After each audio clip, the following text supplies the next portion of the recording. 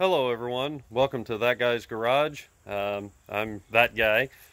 Today we are going to work on a 1971 Ford F-100. We're going to replace the rear seal on the passenger side for the rear axle, and I will show you the pickup real quick. She's a beauty actually. Alright, here we have a 1971 Ford F-100 long bed. She's kind of a rare dog. She's a XLT Ranger package. And what makes it a little strange, you can see it down here, it's a long bed with a toolbox. It didn't come like that too often. She's got full trim package with the wood grain, Ranger XLT, wood grain all the way around. Still got some trim and stuff to put on her down here for the tail lights, but it's actually a pretty clean old girl. As soon as we get a few things done, we're going to get her painted and going back to the original color. So I'll open it up on the inside and you can see what we got. You can still see some of the wiring is hanging down. I put a wire harness in it. The wiring that was in there was just chewed to pieces by mice and everything else. So got nice gauges. Love the wood steering wheel. Here in Missouri, the steering wheels tend to get a little hot, but we do have vintage air. We have got that in there. Gotta have that out here. It's a nice upgrade. It's got a decent dash. We are going to put a new dash in it. So yeah, she's not too bad. Floors are in fantastic shape. The frame underneath is in good shape. I'll show you that here later. But not a bad looking old truck, really. So doors still shut nice. And up here we have a 351 out of a 1988 van. I believe it was a conversion van. And it's got the carbureted intake on it and an Edelbrock, which I'm going to have to change. The squirters aren't working on this one, and it's just gunked up on the inside. It does have an electric fuel pump, but it's got the vintage air in it. It is a serpentine belt system. I have a new radiator and shroud coming for it as well, so there's how some of the vintage air actually pokes through. I don't know, it's hard to see. It pokes through right here and goes through the fender well and then follows this rail underneath and goes inside. So that really cleans up your firewall. And when we get it painted, the firewall is going to be all painted and cleaned up. We did do disc brakes. We were able to change it over to 1973 disc brakes and the factory stuff and the spindles, because they're the same size. They all fit. Your kingpins are the same outside diameter, so we put in new kingpins and everything. So, but that's it. Some of the chrome up front is a little bit damaged right in here, but that's okay. We'll take care of that. But either way, we'll move on and get her up in the air, and I'll kind of show you what's going on underneath.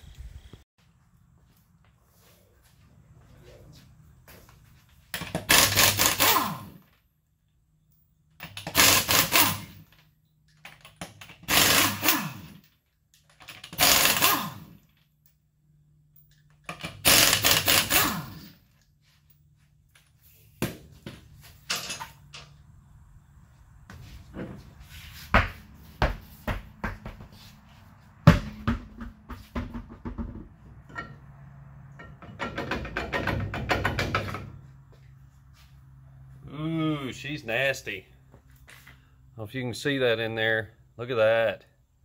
That's what happens when a wheel seal goes bad. It turns all that gunk and it covers your shoes. And then when you step on the brake, this one doesn't work. We'll get all that cleaned up.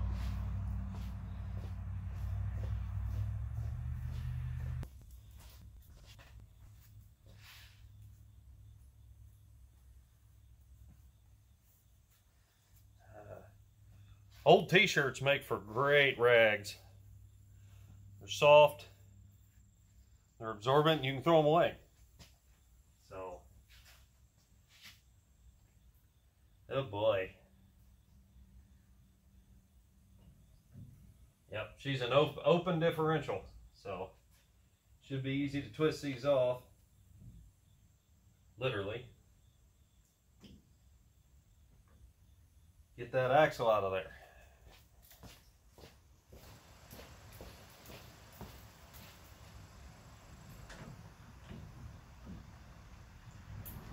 Oh yeah, that's gonna work.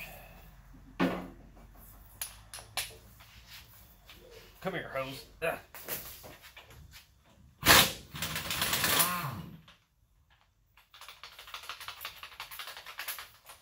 Oh. Get out of there. It's nasty.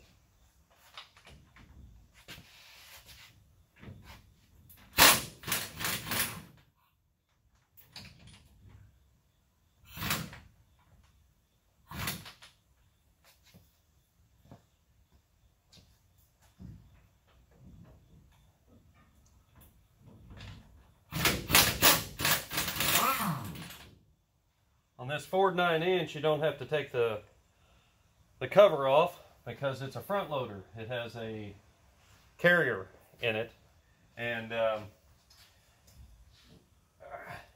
spun around there. Come on, it's just too slick. You can't get a hold of it. There we go. Go the other way. So the axle comes out. It's got four bolts in it. And there's a plate that holds the bearing in. So whenever you pull this whole thing out, the axle will come out, and then you can access the seal.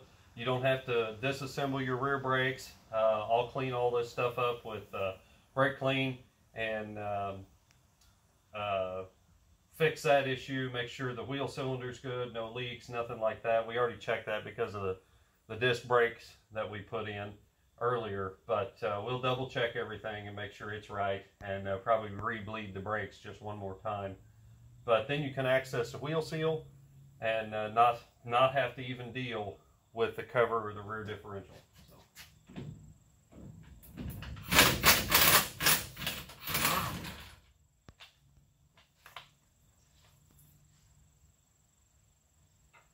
Just a nasty mess.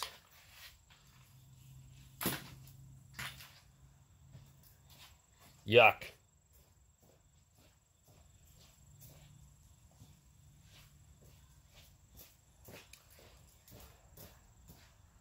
So we should be able to give this a bit of a wiggle.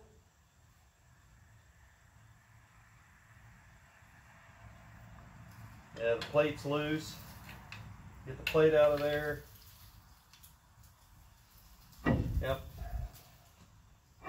And this axle pops right out, just like that. Splines are good. It's not in bad shape.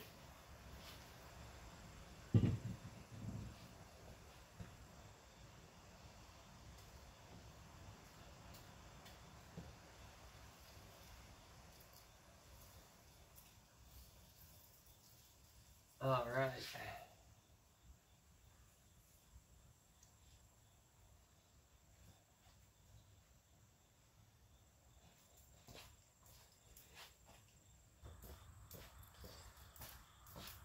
They make a really good tool for this. It's a wheel seal puller, and it's looks like a hammer handle, and it's got two ears on it that stick out, and they're kind of sharp. I don't have one of those. What I have is a flathead Ford valve spring tool, and it actually works really good. You can get it in there and just flip right against the mounting point here where the 4 bolts go and the plate that hold the bearing in, and you can just push that seal out. So let's see if this one wants to come out okay. It's nice and strong. It won't damage anything. You just got to be careful not to knock the truck off the lift. It pops it right out of there. So That actually saves your seal, so you can check your inner diameter, your outer diameter. Make sure everything's right if you can't find the numbers on the seal. A lot of these seals, they have, like this is a national, you can match them. You can see on here, maybe, you can see the national seal. You might be able to see a number there, 51098 is the number. Otherwise, you can just match that. But if you can't, that kind of saves your seal, so you don't those pointed type really tear up the gasket and just destroy it and poke holes in the outer ring. Then it's hard to get your diameters and everything to make sure that you've got the right seal before you have to order it and wait 3 hours for it to get here. So, just an idea. This tool works fantastic. So, okay, off camera, I went ahead and cleaned off the shoes, all the springs, the backing plate, everything that had all that junk on it from the rear end grease and the leaking seal. I cleaned all that off, run some 80 grit over the shoes and everything to kind of get that out of there, and use brake clean, let it dry. Next, we're going to put the seal back in. Here's the new seal. You can put these in with a socket or something like that that fits. The best thing to use is a seal driver like this. You can get them on Amazon or whatever. They're not very expensive, but they're aluminum, and you can use them on these and it won't deform the seal. You just have to get it started, but it won't deform the seal and it won't deform the outside of it either, and it won't damage the rubber.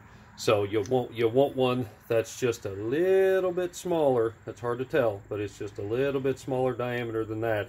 So whenever you drive that seal into the axle housing here, this doesn't get stuck, because it will get stuck in there, and then it is a bear to get back out.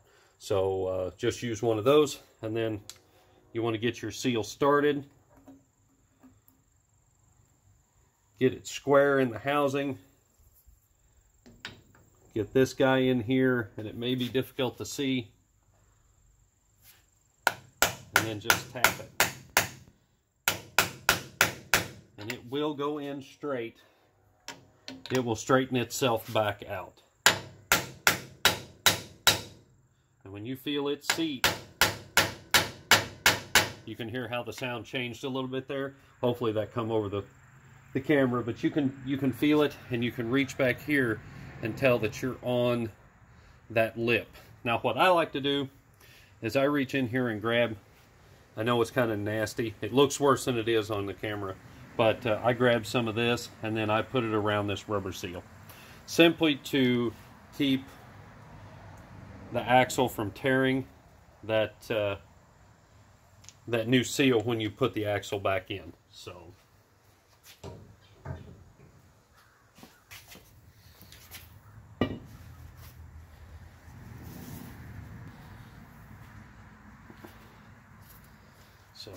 go ahead and put the axle back in. You want to make sure that you don't rest the axle shaft on that seal, because that will not turn out well.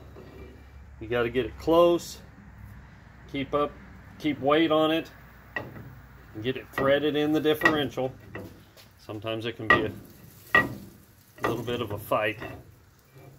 Now it's supported by the differential.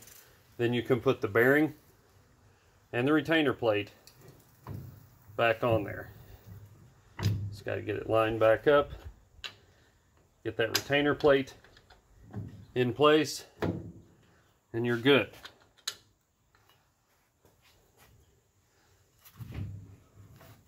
Yep, it's engaged. It's spinning the other side. So, ow. It's about the 4th time today that's happened. So, alright, I will get these tightened back down, and that's pretty much it. All you have to do is there's 4 studs, and right through here, this hole, you rotate it around and put these 4 on there. Now there's a torque spec for these. I just go tight. You don't need to hog them down. All that retainer plate is doing is holding that bearing in and kind of in place, but it's just a thin piece of metal, so it's not going to keep anything, you know, there's no reason to tighten them down too tight. So either way, I will get that going and we'll move on to other stuff. So, and there you go. All you have to do after you get her done is torque the wheels, you want to check your rear differential, make sure it's full, and that's pretty much it. Go drive it, make sure there's no bearing noise, make sure there's no issues like that. Come back, check the brakes, make sure you don't have any leaks. After that, you're pretty well done with that project. So we'll move on to other stuff. Now I've got to, you can kind of see it back here, I've got to get that carburetor pulled off and get it rebuilt. I've got a kit on the way for it. I've got to send the radiator off, have it boiled out, cleaned, and repaired. I've got a minor leak coming from the core. So we'll get that taken care of and then get this sucker back on the road. So thank you.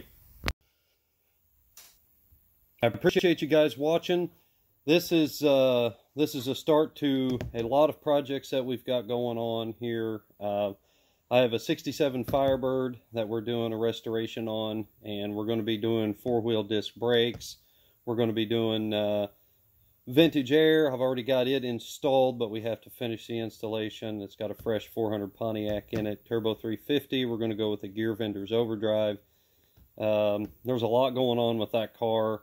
I've got a 66 Mustang coupe that we're going to be having to put floor pans in, deal with the brakes. It's a 6-cylinder. We're going to go through the valve train. I've got some valve train noise on it.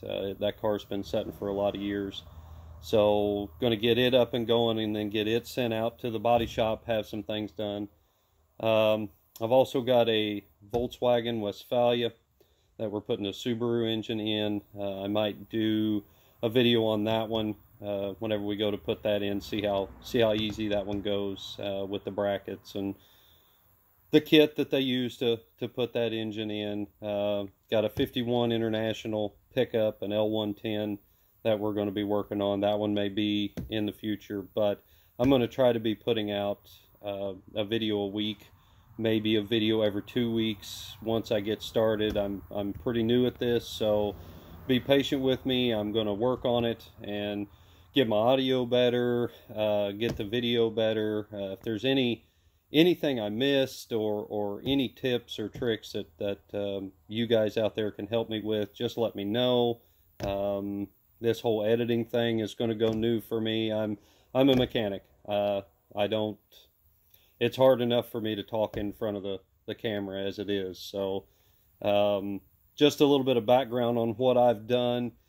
I spent 13 years at a Toyota dealership here in Missouri, and then I was a master diagnostic technician for them, and I spent a few years with Lexus. I worked with BMW as well at the same dealership as a technician, and then I went to an independent shop here local that deals with BMW, Porsche, Land Rover, Jaguar, cars like that. And that's really where I kind of got discovered in the classic car industry, because I had always done cars for myself or cars for close friends, and I started doing some of those, the older Jaguars, the older Land Rovers, the aluminum bodied trucks, things like that. And I guess more people found out that I was doing it secretly, and I never really intended to start something, but it kind of fell in my lap. I decided, hey, let's jump off this cliff and do this. So I've been on my own now for about 2 years and loving every minute of it. I've never been happier. This has been a fantastic leap for me. I've got a supportive family. She helps me out. My wife helps me out. My daughter, she helps me out up here. She helped me restore a 55 Chevy before all of this got started. So I have a real supportive family, and I'm very appreciative of that. So if you guys want to see more of what's coming, like and subscribe, because I am going to be putting out more content. And if there's something you want to see with the Mustang or with the Firebird in particular, just let me know. Just type it down there in the comments, and I'll see what I can do about it. But be patient with me. This is all pretty new. So either way, I appreciate it, guys. Thanks for watching, and you guys have a good day.